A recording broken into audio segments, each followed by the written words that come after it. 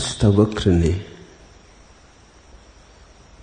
बड़ी कठिन परीक्षा ली और जनक जैसे सद अभी अभी पैदा हुए आत्मज्ञानी की अभी अभी जन्म हुआ, अभी अभी प्रकाश की किरण उतरी, अभी संभल भी नहीं पाए जनक, अभी आश्चर्य की तरंगें उठी जा रही, अभी भरोसा भी नहीं बैठा कि जो हो गया है वो हो भी गया। भरोसा बैठने में थोड़ा समय लगता है।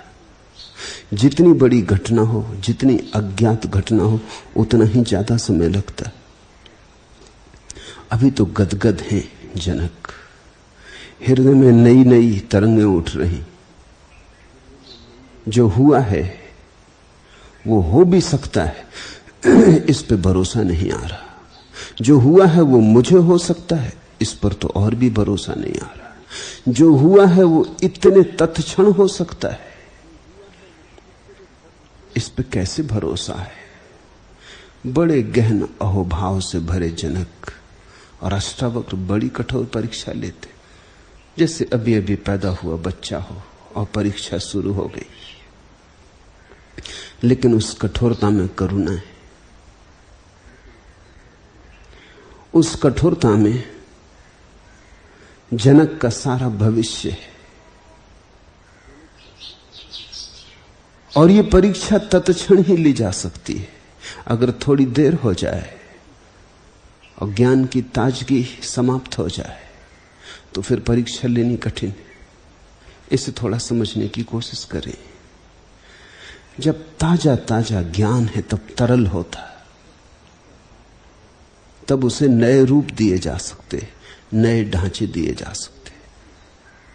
जैसे छोटा सा अंकुर निकलता है, उसे हम कैसा ही झुका लें और किन्हीं दिशाओं में मोड़ दें, कोई भी ढंग दे दें, फिर बड़ा पुराना वृक्ष है, उसे झुकाना मुश्किल हो जाता है, टूट जाएगा, झुकेगा नहीं। तो ज्ञान जब पैदा हो तभी अवसर है। देर हो जाए, आश्चर्य समाप्त हो जाए तो ज्ञान ठोस हो गया, तरलता खो गई। वो जो अग्नि पैदा हुई थी वो विलीन हो गई, वो जो लावा बहा था वो जम गया, पत्थर हो गया। फिर उसकी परीक्षा बड़ी कठिन है और परीक्षा व्यर्थ भी है, क्योंकि फिर बड़ी तोड़फोड़ करनी पड़ेगी। इसलिए अष्टावक्र ने एक क्षण भी न खोया। इधर जनक आश्चर्य से भरे हैं, उधर अष्टावक्र ने कसना शुरू कर दिया। जनक ने इन सूत्रों में, आज के सूत्रों में उत्तर दिया है। जो परीक्षा ली जा रही है उसके प्रति अपने हृदय के भाव प्रकट किए, वे बड़े अनूठे। जनक ना तो नाराज हुए, जरा भी नाराज हो जाते तो असफल हो जाते, जरा भी उद्विग्न हो जाते तो असफल हो जाते। क्या कहते हैं ये उतना सवाल नहीं है, कैसा परीक्षा को लिया। करुणा को पहचाने अष्टावक्र की या कठोरता को। अगर कठोरता को पहचानते और करुणा को भूल जाते तो उसका अर्थ हुआ कि जनक का अहंकार अभी भी मरा नहीं। अहंकार ही कठोरता को पहचानता है। जहां अहंकार खो गया वहां तो सिर्फ महाकरुणा ही ज्ञात होती। वहां तो गुरु गर्दन पे तलवार भी रख दे तो फूलों का हार ही रखा हुआ मालूम होता। वहां तो गुरु मार भी डाले तो भी शिष्य मरने को तत्पर होता, क्योंकि गुरु के हाथ से मौत इससे शुभ और क्या होगा, इससे महाजीवन और क्या हो सकता है। ये तो गुरु की महाअनुकंपा कि वो गर्दन को अलग कर दे तो तुम पिंजड़े से मुक्त हो जाओ। अगर मृत्यु भी दे गुरु और अहंकार न हो तो करुणा का दर्शन होगा, और अगर अहंकार हो और गुरु महाजीवन भी देता हो तो भी संदेह उठेंगे। हजार संदेह उठ सकते थे जनक के मन में। पहली तो बात यह उठ सकती थी कि मुझ पे संदेह किया जा रहा। पहला तो संदेह यह उठ सकता था कि मुझ पे संदेह किया जा रहा। अगर ऐसा संदेह उठाता तो श्रद्धा खो जाती, तो वो जो संवाद चल रहा था गुरु और शिष्य के बीच रुक जाता, सेतु टूट जाता। दूसरी बात यह उठ सकती थी कि कहीं अष्टावक्र को ईर्ष्या तो नहीं हो गई, मुझ में ये जो ज्ञान का प्रादुर्भाव हुआ है, कहीं अष्टावक्र ईर्ष्यालु तो नहीं हो गए, कहीं ऐसा तो नहीं है कि शिष्य के जीवन में उठती इस क्रांति को देखकर मन में जलन पैदा हुई हो। अगर ऐसा भाव उठता तो फिर शिष्य शिष्य नहीं रह गया, फिर तो शिष्य और गुरु के बीच हजारों हजारों योजन का फासला हो गया। फिर तो एक दूसरे की आवाज पहुंचानी असंभव है, फिर तो वे दो दूसरे अलग लोगों के वासी हो गए। नहीं, न तो ऐसा संदेह उठा कि गुरु को मेरे पर संदेह, न ऐसा भाव उठा कि गुरु ईर्ष्या से भरा है। न ही जनक ने अपने पक्ष में बोलने की चेष्टा की।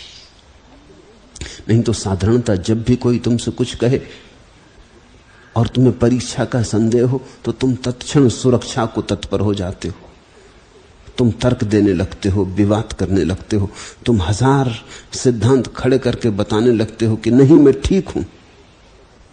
अगर जनक ने जरा भी कोशिश की होती कि मैं ठीक हूं तो वो गलत हो गए होते, क्योंकि ठीक सिद्ध करने की कोशिश गलत आदमी ही करता है। अगर कोई भी तर्क दिया होता और ये सिद्ध करने की कोशिश की होती बौद्धिक रूप से कि नहीं आप गलत हैं, मैं ठीक हूं, तो इस कोशिश में ही गलत हो गए होते। जीवन का गणित बड़ा विरोधाभासी है। यहां जो सिद्ध करने चला है कि मैं ठीक हूं, वो गलत सिद्ध हो जाएगा, क्योंकि ठीक हूं ऐसी सिद्ध करने की आकांक्षा ही तुम्हारे अचेतन में तभी उठती जब तुम्हें भीतर पता ही होता है कि तुम गलत हो। आत्मरक्षा का भाव भीतर गलत की प्रतीति से पैदा होता है, भय के कारण कि कहीं बात खुल तो ना जाएगी, कहीं मेरे भीतर का राज जाहिर तो ना हो जाएगा। ये तो गुरु पर्दे उठाने लगा, ये तो मुझे नग्न किए दे रहा है। नहीं, ऐसी बात भी नहीं उठी। जनक के ये सूत्र तुम सुनोगे, ये चकित करने वाले सूत्र हैं। परीक्षा कठोर थी, गुरु की आंख तेज तलवार की धार की तरह थी, और गुरु ने जरा भी रहम न किया था। गुरु बड़ा बेरहम था, और गुरु ने चोट पूरी की थी जितनी की जा सकती थी, और गुरु ने सब दरवाजों से चोट की थी, कहीं से भागने की जगह न छोड़ी थी। पहले भोग के दरवाजे रोक दिए, फिर त्याग का भी दरवाजा रोक दिया, बचने का उपाय न छोड़ा था। गुरु ने खूब कसा था, सब तरफ से कसा था। अगर थोड़ी भी संभावना होती जनक के भीतर अंधकार की, तो इन सूत्रों का जन्म नहीं हो सकता था। कोई अंधकार की संभावना नहीं रह गई थी। जनक ने ऐसे उत्तर दिया जिसमें आत्मरक्षा का भाव बिल्कुल नहीं, ऐसे उत्तर दिया जिसमें तर्क सरणी है ही नहीं। उत्तर कहना भी ठीक नहीं है। जनक ने जो उत्तर दिया है वो प्रतिध्वनि है, उत्तर नहीं। गुरु ने दर्पण सामने रख दिया था, जनक ने अपना हृदय सामने रख दिया। उस दर्पण में जो झलका वे ही ये सूत्र। जरा भी अपने को ओट में छिपाने की कोशिश न की, जरा भी चौंक के संदेह से न भरे, जरा भी तर्क को बीच में न लाए। जैसे गुरु ने कुछ परीक्षा ही नहीं ली है, इसी तरह जनक ने उत्तर दिए। पहला सूत्र जनक ने कहा, हंत भोग लीला के साथ खेलते हुए आत्मज्ञानी धीर पुरुष की बराबरी संसार को सिर पर ढोने वाले मूढ़ पुरुषों के साथ ही कदापि नहीं हो सकती है। पहला शब्द है हंत। उसमें सारी श्रद्धा उंडेल दी। हंत बड़ा प्यारा शब्द है। जैनों में उसका पूरा रूप है अरिहंत, बौद्धों में उसका रूप है अरहत। हिंदू संक्षिप्त हंत का उपयोग करते हैं। हंत का, अरिहंत का, अरहत का अर्थ होता है जिसने अपने शत्रुओं पर विजय पा ली। काम, क्रोध, लोभ, मोह, भोग, त्याग, इहलोक परलोक, जिसने अपने समस्त आकांक्षाओं पर विजय पा ली, जो निस्कांक्षा को उपलब्ध हुआ है, वही है अरिहंत। सूत्र की उद्घोषणा करते हैं जनक अष्टावक्र को अरिहंत कहकर, परम श्रद्धा से। इससे बड़ा शब्द नहीं है भाषा में। अरिहंत का अर्थ होता है भगवान। अरिहंत का अर्थ होता है आखिरी चैतन्य की दशा, जिसके पार फिर कुछ भी नहीं। जो जो हटाना था हटा दिया, जो जो गिराना था गिरा दिया, जो जो मिटाना था मिटा दिया, जो जो जीतना था जीत लिया। अब कुछ भी नहीं बचा, शुद्ध चैतन्य का सागर रह गया। वैसी दशा का नाम है अरिहंत। और हंत का एक अर्थ और भी है जो बड़ा कीमती है। हम तो इसका एक ही तरह से उपयोग करते हैं साधारण भाषा में। जब कोई आदमी अपने को मार लेता तो हम कहते हैं आत्महंता।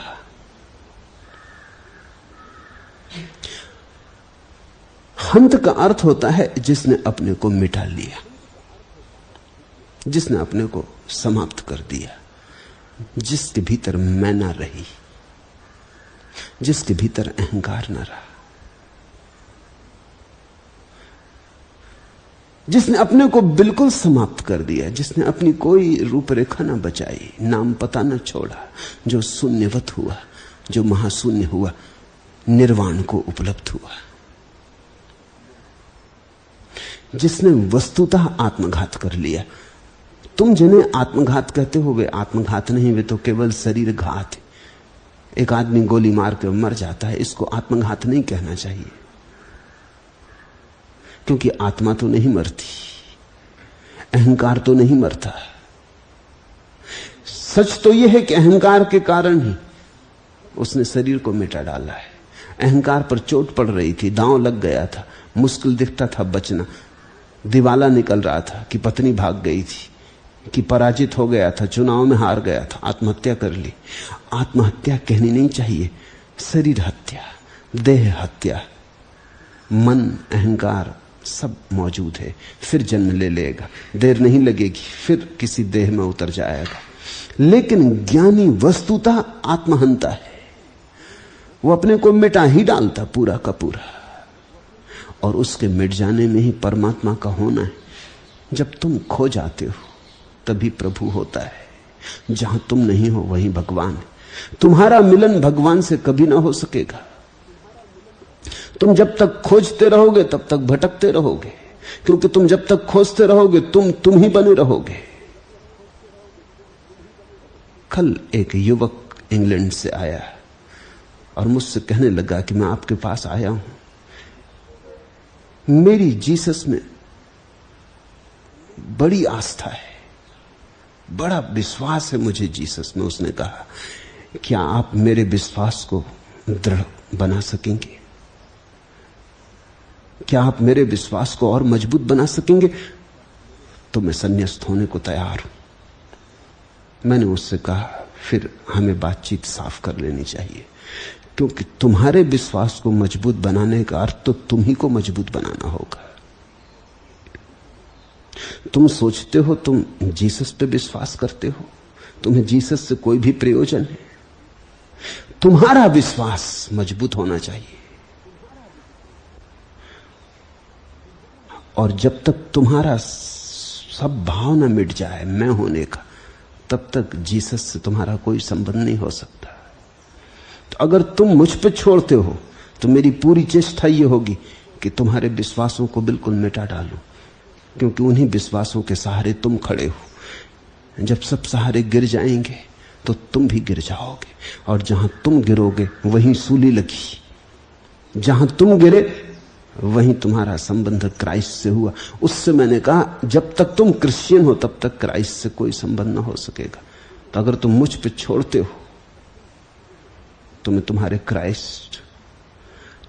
क्राइस्ट को तो बिल्कुल मिटा दूंगा, क्योंकि तुम्हारा क्राइस्ट तो तुम ही को भरता है। जब तुम समाप्त हो जाओगे, तुम्हारा क्राइस्ट, तुम्हारी क्रिश्चियनिटी, तुम्हारा चर्च, तुम्हारा शास्त्र सब खो जाएगा, और तुम ही खो जाओगे सबके आधार। तब जिसका प्रादुर्भाव होगा उसे फिर तुम चाहे क्राइस्ट कहना, चाहे बुद्ध कहना, चाहे जिन कहना, तुम्हें जो मर्जी हो कहना, उससे फिर मुझे कोई प्रयोजन नहीं। वो नाम की ही बात है। न तो जीसस का नाम क्राइस्ट था, न बुद्ध का नाम बुद्ध था, न महावीर का नाम जिन था। वो तो चैतन्य की अवस्था के नाम है, आखिरी अवस्था के नाम है। जिन का अर्थ जिसने जीत लिया।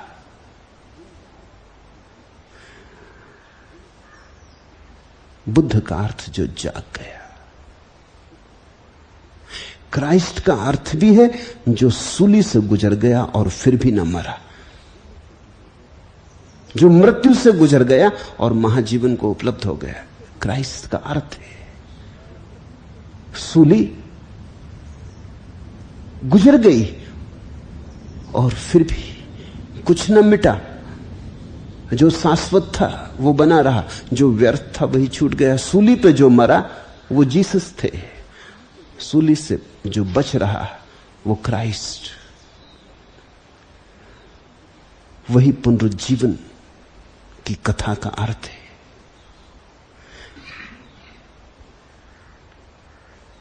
हंता का अर्थ है जिसने अपने को पोंछ डाला, मिटा डाला, जिसने अपने हाथ से अपने अहंकार को घोंट दिया, गला घोंट दिया।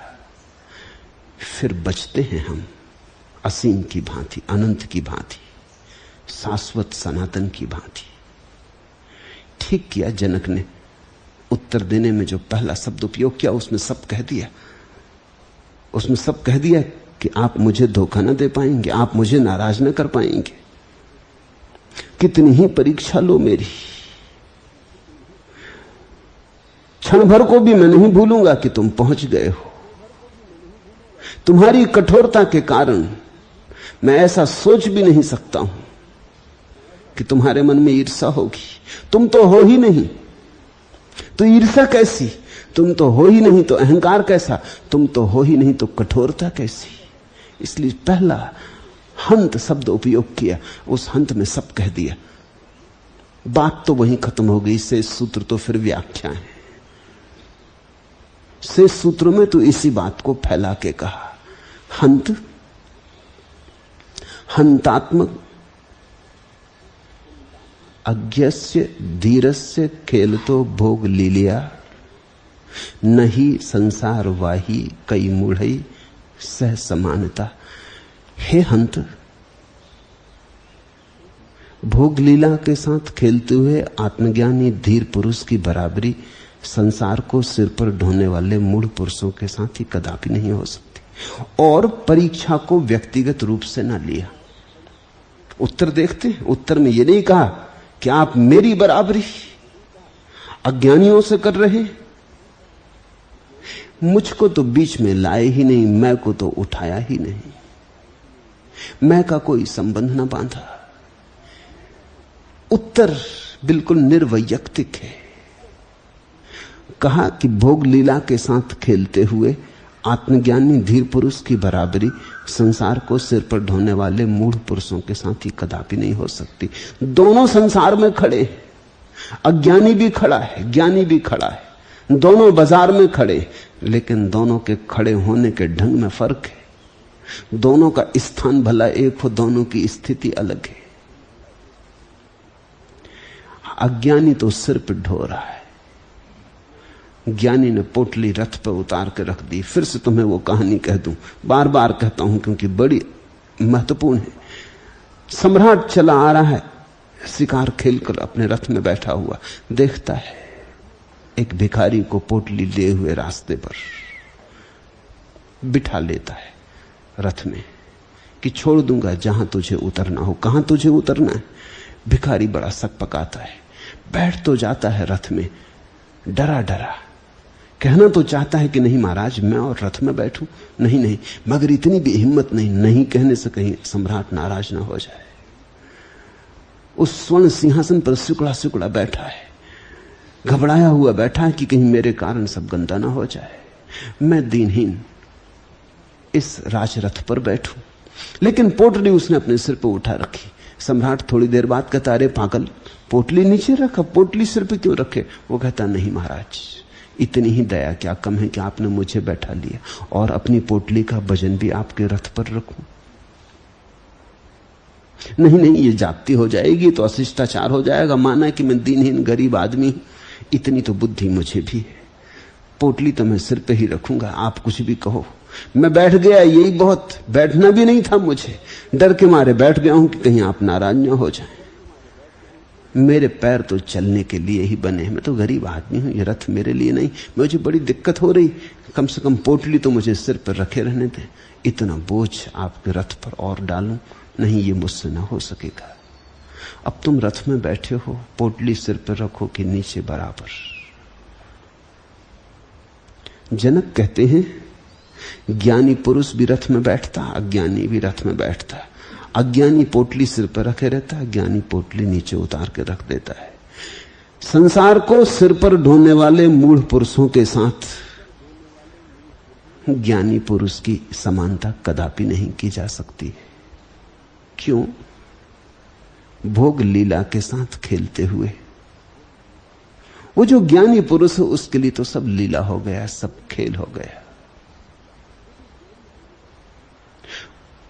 वो तो इस जगत में खेल की तरह सम्मिलित है। इस जगत में उसे कोई रस नहीं। इस जगत में पक्ष विपक्ष नहीं रहा उसके मन में, इच्छा अनिच्छा नहीं रही। वो तो सम्मिलित होता है प्रभु मर्जी से। वे सूत्र आगे आएंगे, लेकिन जगत उसे खेल हो गया। तुम दुकान पे दो ढंग से बैठ सकते हो। एक ढंग है अज्ञानी का कि तुम सोचते हो दुकान ही जीवन।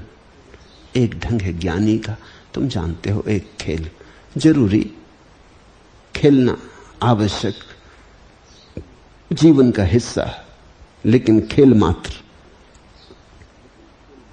दोनों दुकान पर बैठे, दोनों एक जगह बैठे, लेकिन दोनों की चित्त दशा बड़ी भिन्न है।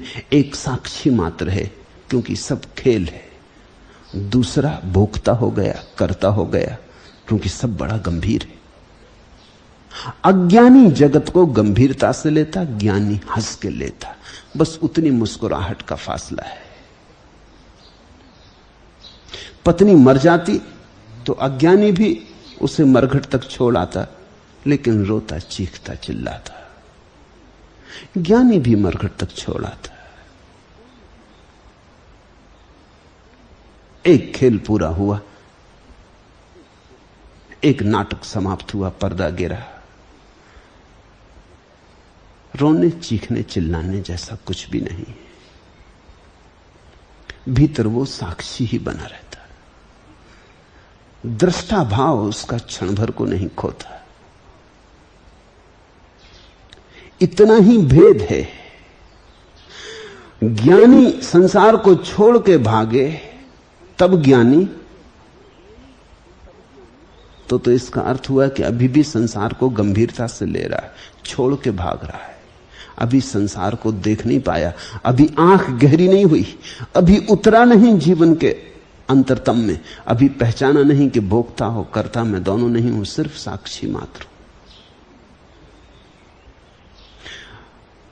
अमेरिका में लिंकन की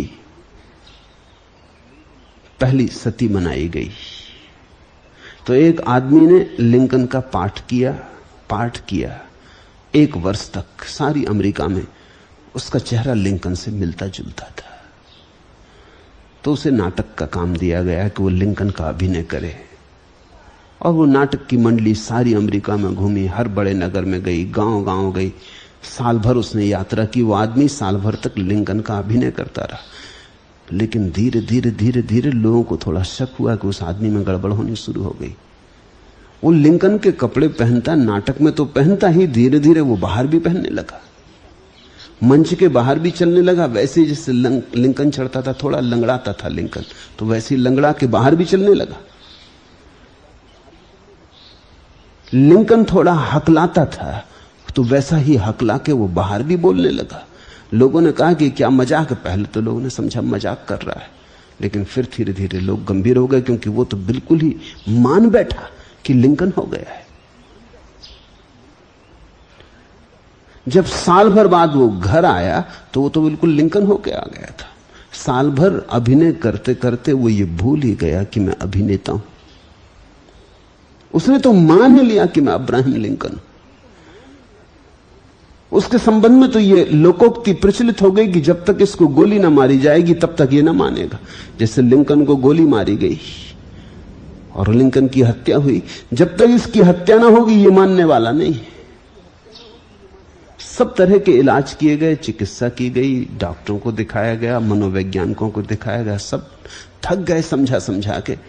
वो उसको समझाएं, वो मुस्कुरा के बैठा रहा। वो कहे कि आप बड़े मजे की बात कह रहे हैं, हद हो गई। आप मुझको समझा रहे हैं कि मैं अब्राहम लिंकन नहीं हूं? आपका दिमाग ठीक है?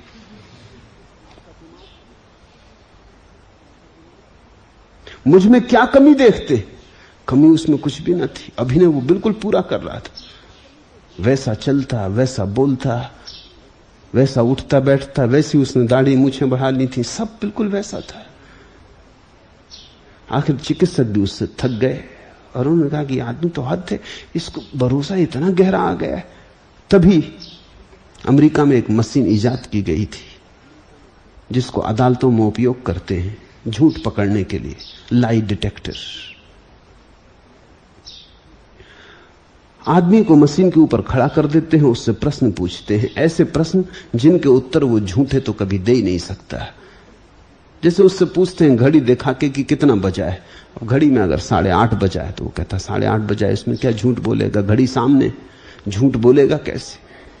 उससे पूछते हैं ये रंग कैसा है, गेरुआ है कि हरा है, तो वो कहता है गेरुआ है, इसमें झूठ क्या बोलेगा?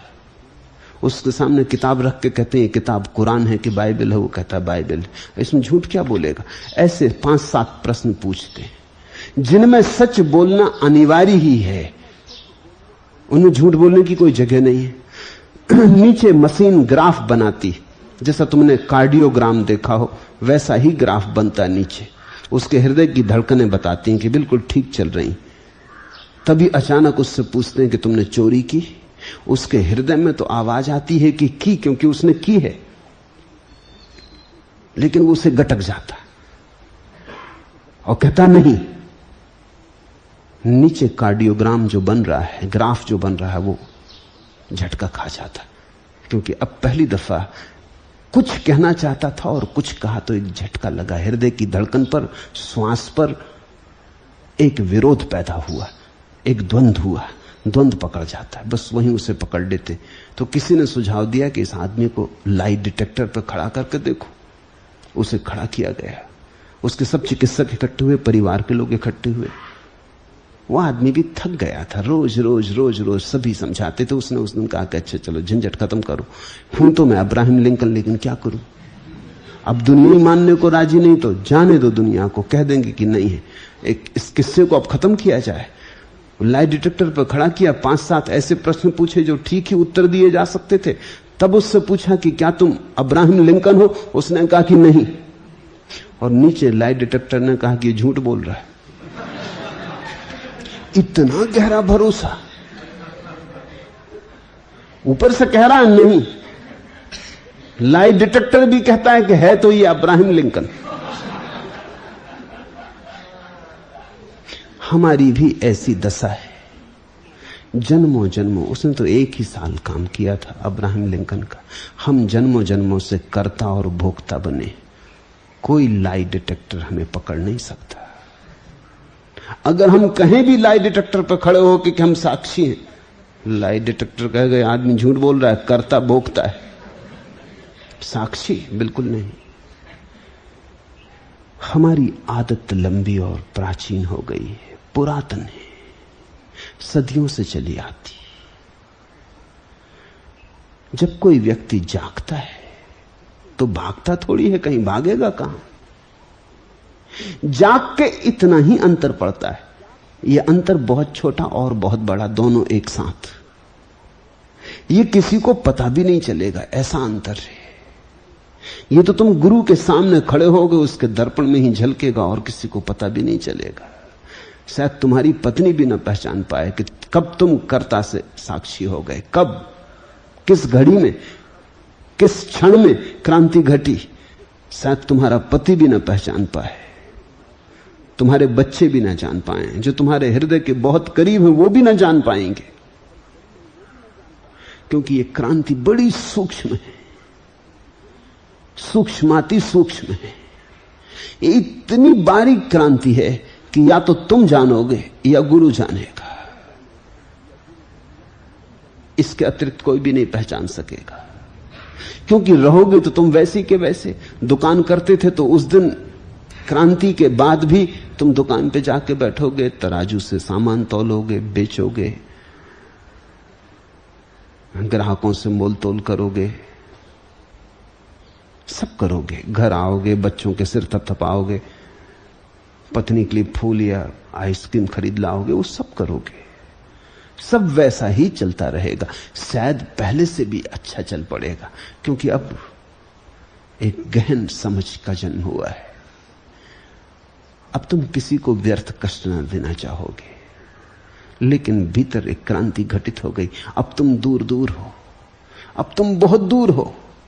अब तुम कर रहे हो, लेकिन करने में अब कोई गंभीरता नहीं है, अब नाटक है। अब तुम जाग गए कि ये सब रामलीला है, अब तुम्हें होश आ गया। इस होश को तो कोई होश वाला ही पहचानेगा और परखेगा। इसलिए गुरु की बड़ी जरूरत है, क्योंकि गुरु ही साक्षी हो सकता है। जनक ने कहा, भोग लीला के साथ खेलते हुए आत्मज्ञानी धीर पुरुष की बराबरी संसार को सिर पर ढोने वाले मूढ़ पुरुषों के साथ कदापि नहीं की जा सकती। देखना, उत्तर में ये मैं को बीच में नहीं लाए। अगर थोड़ा भी अज्ञान बचा होता तो वो कहते, क्या आप कहते हैं मेरी बराबरी और संसार के मूढ़ पुरुषों से करते हैं? ऐसा उत्तर होता। उत्तर बिल्कुल ऐसा ही होता, लेकिन जरा सा फर्क होता है। क्या आप मेरी तुलना मूढ़ों से करते हैं? मैं ज्ञानी, मुझे ज्ञान का उदय हो गया? नहीं, वो तो बात ही नहीं उठाई। जिससे ज्ञान का उदय हो गया उसका मैं तो अस्त हो गया। अब मैं की बात उठाने का कोई कारण न रहा। अब तो सीधी बात की, सिद्धांत की, सीधी बात की, सत्य की, सूत्र की। हंतात्म यस धीरस खेलतो भोग लीलिया। हे हंत, हे अरिहंत, खेलता है ज्ञानी तो भोगमयी लीला के साथ, ढोता नहीं। क्रीड़ा है जगत, कृत्य नहीं। अज्ञानी तो खेल भी खेलता है तो भी उलझ जाता, गंभीर हो जाता है। ज्ञानी कृत्य भी करता है तो भी उलझता नहीं, जागा रहता है, जानता रहता है कि मेरा स्वभाव तो सिर्फ साक्षी है। ऐसी अहिर्निश धुन बजती रहती कि मैं साक्षी हूं। ये मैं साक्षी का भाव पृष्ठभूमि में खड़ा रहता, सब होता रहता, जन्म होता।